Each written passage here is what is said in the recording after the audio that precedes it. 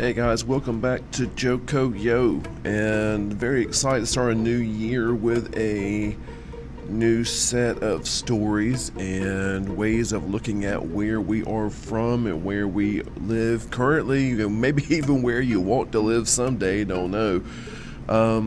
So we're going to start the new year off with a different kind of episode. Well, I don't know, not really.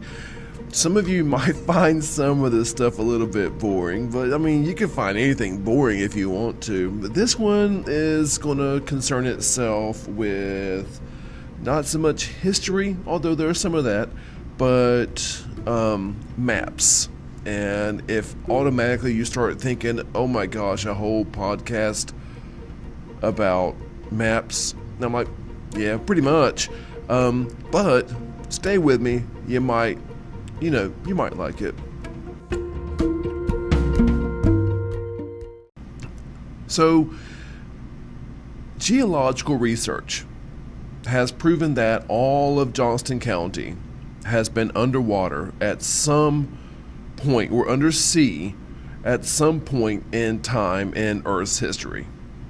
I mean, most people don't really think about that, about the land and how you're on it right now, but you're going to die one day. And so many things have happened to the land that's way older than you are. But still, you can even see some of the animation of how the earth and the land forms, the oceans have changed throughout our planet's history. I mean, you can see them, they're all over the internet. It's one of the oldest and most well-known sayings that the only thing that stays the same is that everything changes. That's even been in songs. I mean, our minds change, our bodies change, our land, well, everything means everything. Everything changes. Hey, so if you were to ever get a chance, there are a couple of maps provided by United States Geological Survey that you may not have ever seen. Now, you might have, but really, unless you're into this sort of thing, you may not have. And you can go back and look at these maps. It's really cool stuff. And look at the historical map after historical map, and those are fun ways to see how our world has changed.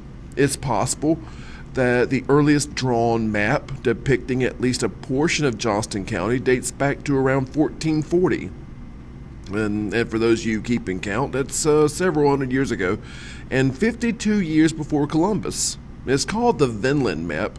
It was supposedly drawn by people of Northern Europe that we commonly call Vikings. It's pretty well known that the Vikings of all the European groups colonized North America first, of the Europeans. There are all authenticated remnants of a Viking settlement in the Canadian province of Newfoundland. I mean, it happened. They were here, there's no doubt about it.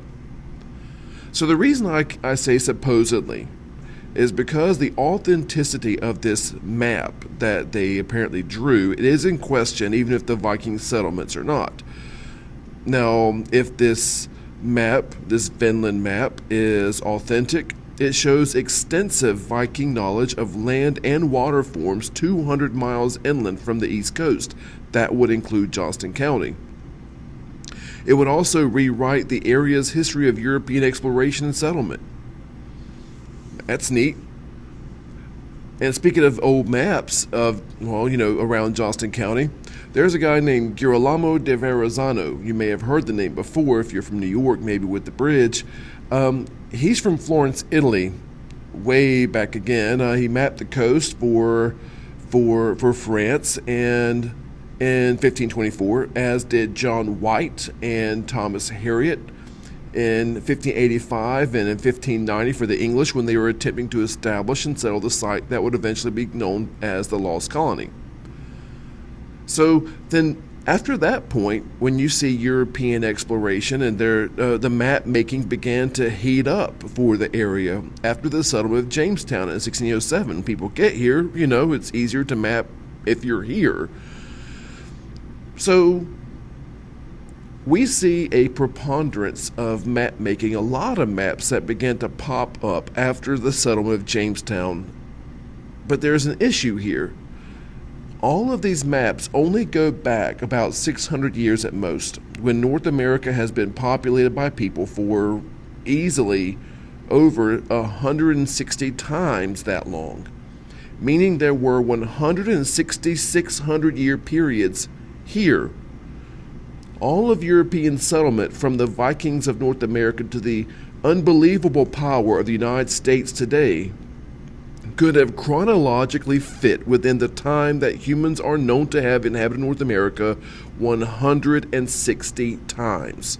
Jamestown to amazingly, hugely powerful United States 160 times.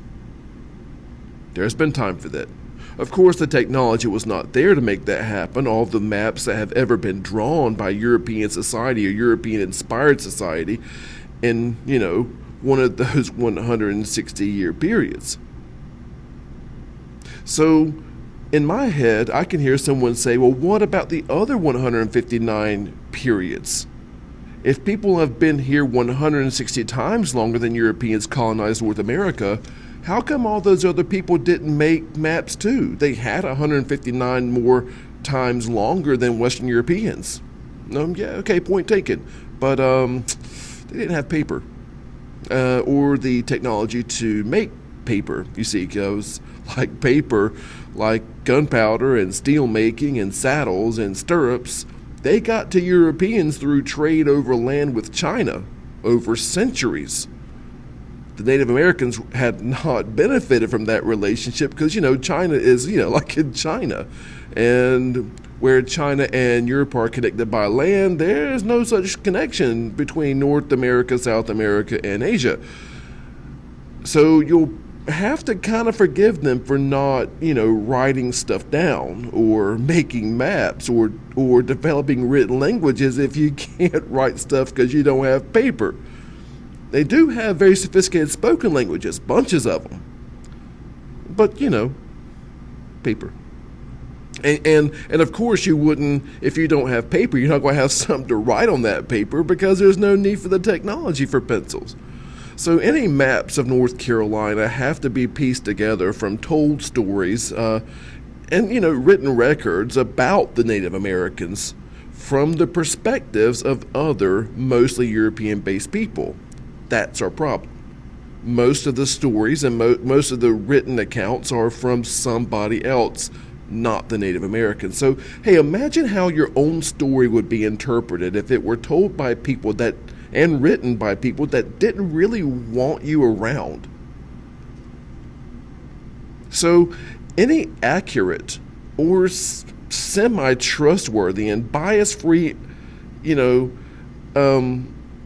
maps of the area before European arrival are spotty and inconclusive at best, and they will represent only the experiences of the Native American nations that existed in that one of 160-year spans.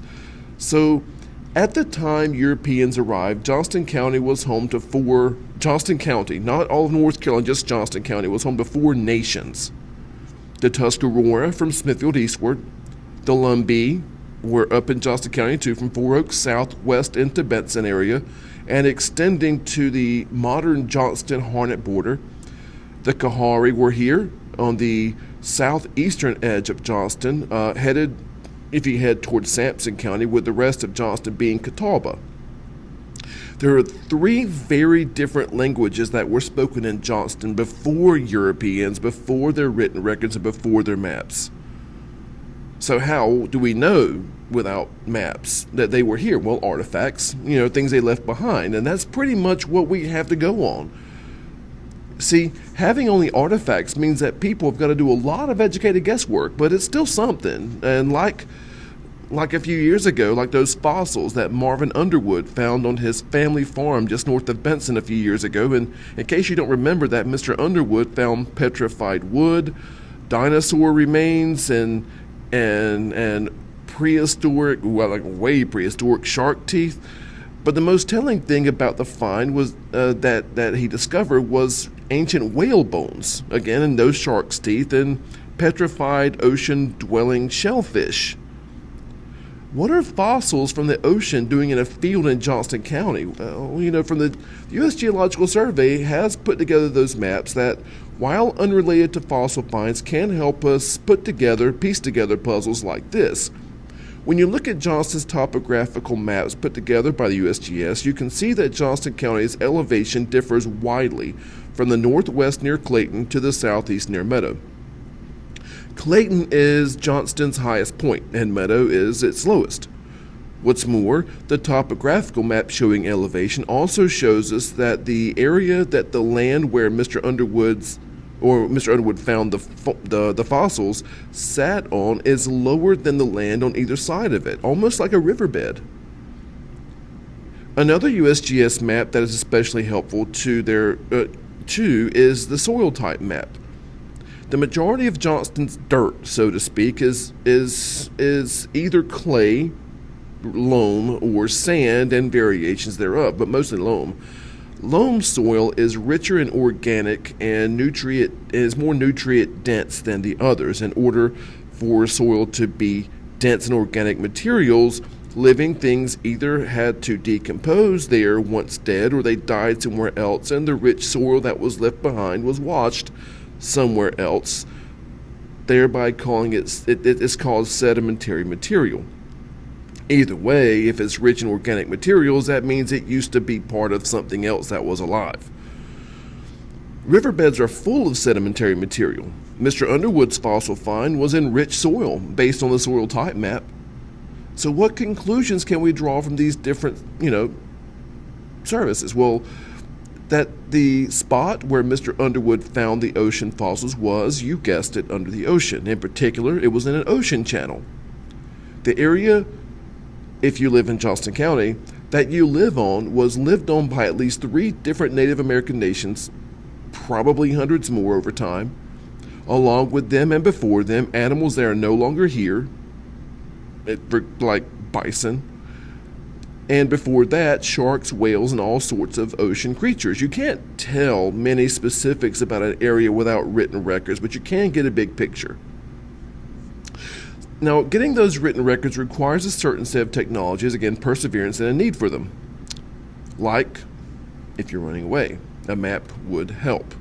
So, the earlier the map, the more unknown the area to the civilization that wants the map.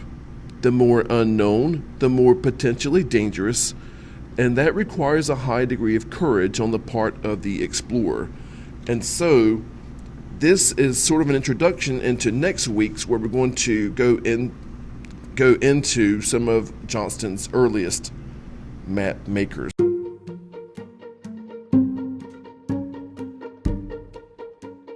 It's short, it was dense, had a lot of stuff in it.